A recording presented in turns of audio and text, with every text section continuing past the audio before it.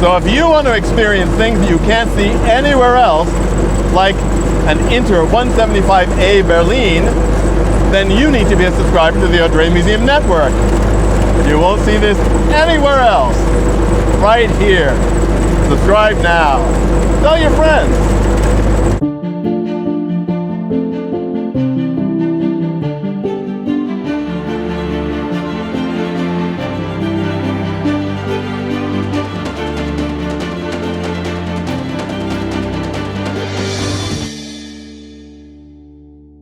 Bienvenue aux nouvelles de la Société de constructeurs aéronautiques du Nord.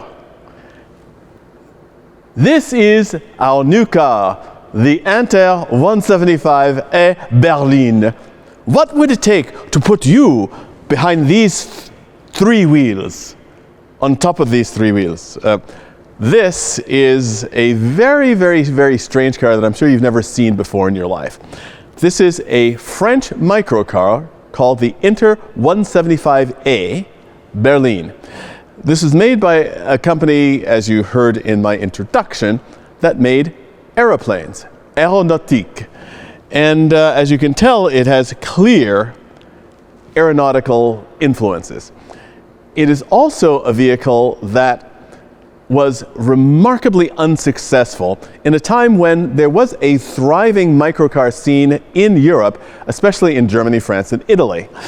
And this vehicle, as many of those vehicles were, is powered by a motorcycle engine, a one-cylinder 175cc engine that produces somewhere around 8 horsepower. So it's not going to be something that's going to carry you on the autoroute from Paris to Caen, but it might carry you from one arrondissement in Paris to another.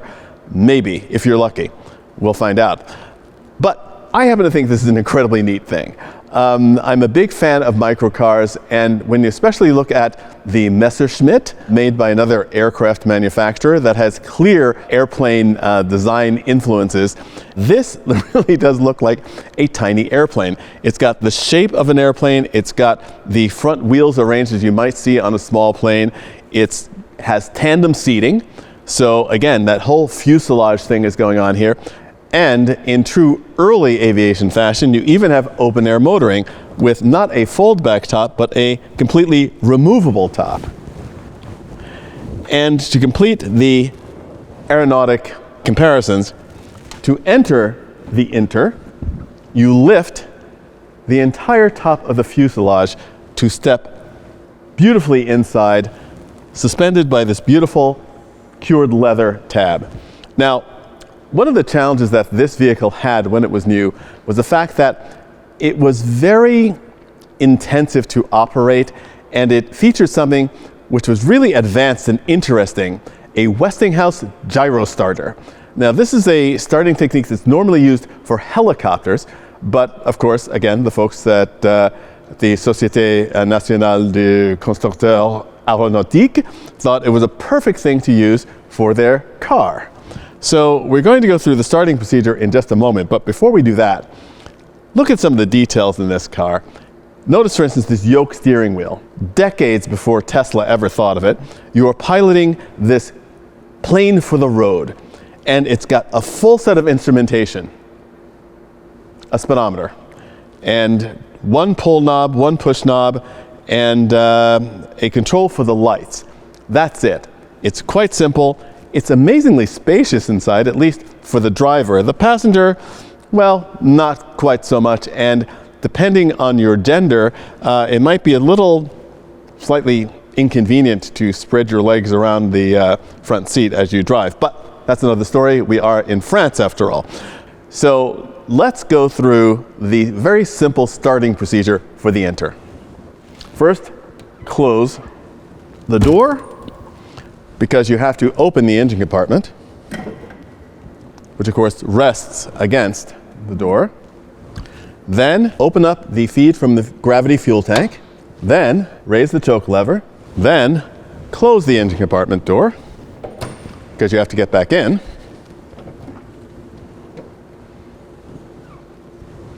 Climb aboard. pull the start button out halfway, then pull the lever for the gyro start.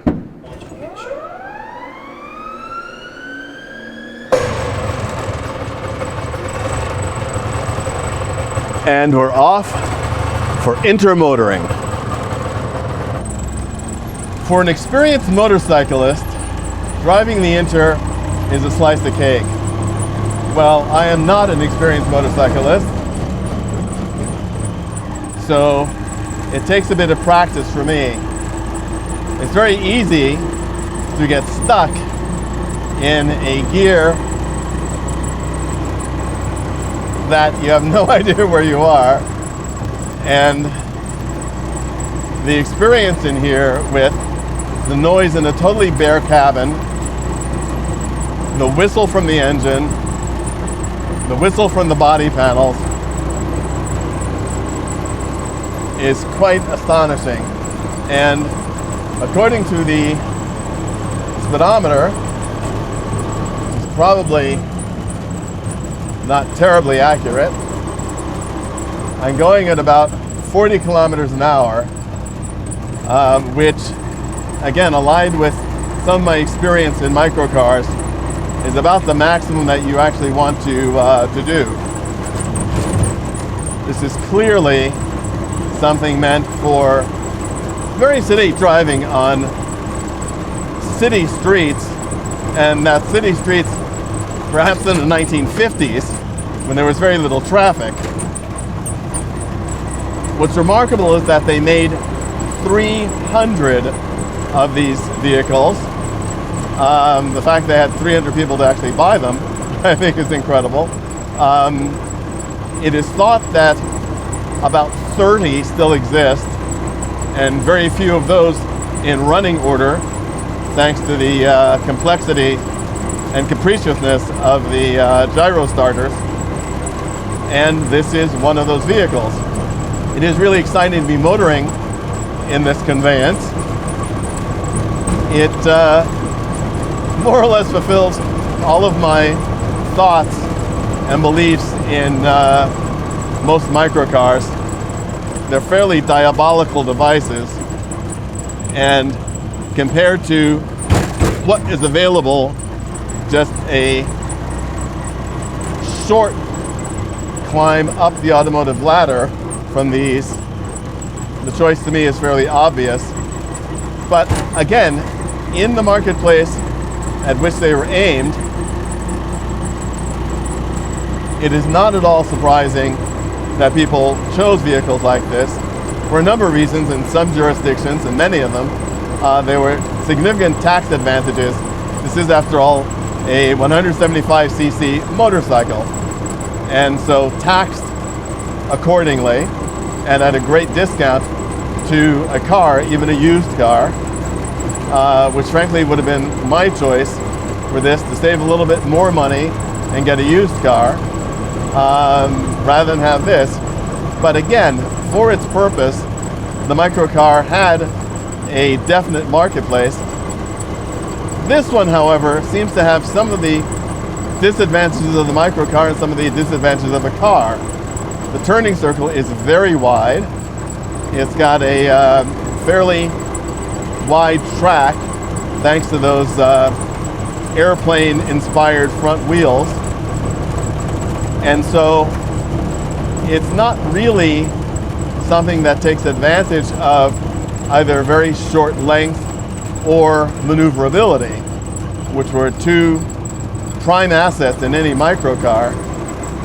And so, you know, it's one of those things that you have to admire and appreciate imagination wherever it occurs, even if the results weren't that successful. It's all about having experiences, and this is certainly a very special experience. One of the other things, of course, which is very interesting about the Inter is the yoke steering wheel. Decades before, obviously, Tesla may have thought of such a thing. It's not quite as useless in this vehicle as it is in the Tesla, where you're constantly looking for the top of the wheel that isn't there. Here, the control and the direction are so direct that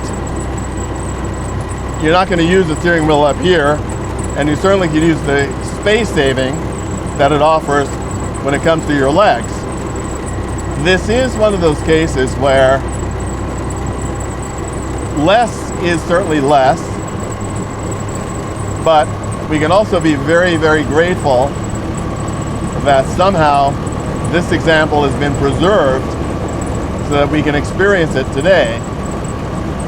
And as I said, one of the things that I really enjoy most about doing these videos and living my life and experiencing cars is the various experience of the cars. They're all so different, and also the reminders of an age when there were differences in cars. Not everything was homogenized. There's no other microcar, or full-size car for that matter, that drives like this Inter does. And the world's a better place for that, for a variety of reasons, but it's still great that this can be experienced in this way.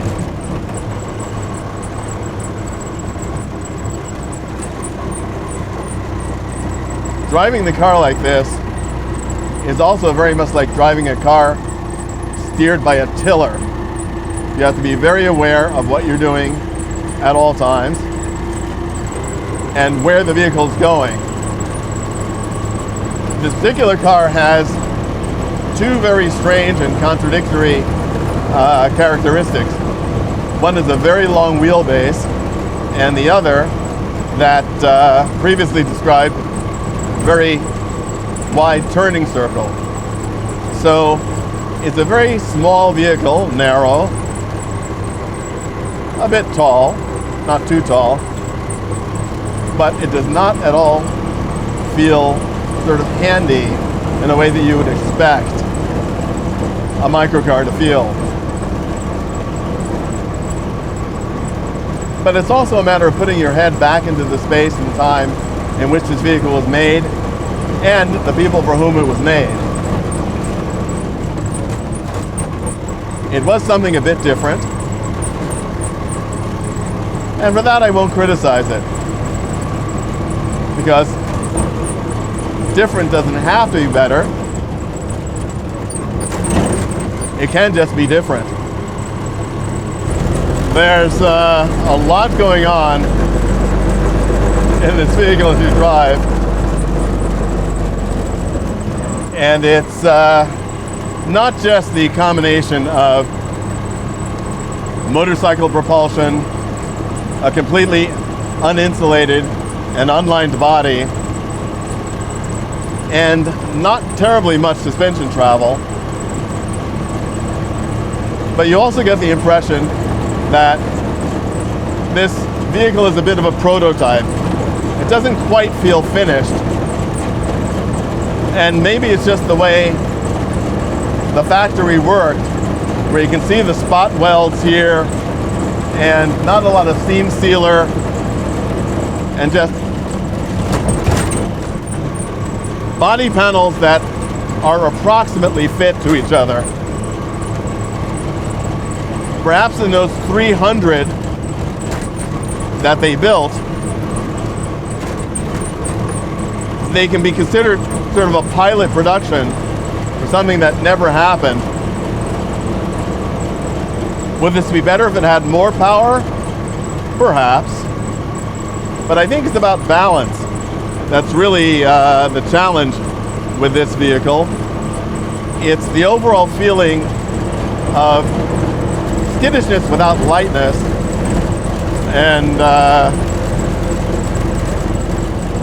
a lack of power, although now I'm cruising up around 40 kilometers an hour, so I'm just flying along here. And even in the way the trim is finished, it has very much a bit of a loving hands from home feel about it. And I don't think they were particularly inexpensive. I'd have to find out exactly what it is that they cost when they were new. But one of the things that sort of brings a smile to your face is the very fancy and slightly pretentious emblem on the center of the steering yoke, which reminds one of gracious living and heraldic charm, neither of which this vehicle possesses much of in any other way, except for that. But it's a neat touch, and you have to give the makers their due in actually thinking that far in terms of the detail they wanted to give to it, because there's not a lot else going on here. The German competitors of this, the Goggomobil, the BMW Isetta, the Messerschmitt, were leagues ahead of this. I mean, vehicles on another planet. This would be a difficult upgrade from a scooter, quite frankly. I think you'd have more comfort in the scooter wearing a parka than perhaps driving in this Inter. And on behalf of all of us at the Société Nationale de Constructeurs Aeronautiques du Nord, we thank you for riding with us along in the Inter 175A Berline. We hope you've enjoyed your ride.